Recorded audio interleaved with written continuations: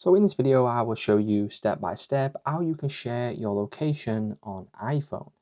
Step number one, to be able to do this, we need to head over to settings, scroll down now until we see the option for privacy and security.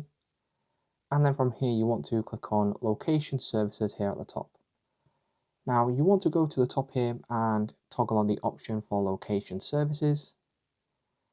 And once you enable this, we can then go back to our main settings page, go to the top, click on our Apple ID, and then once we click on our Apple ID, we can then click on Find My.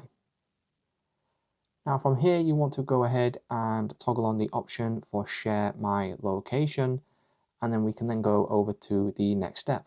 So once we do this, we can then head over to our messages here, and then you can then click on the plus icon.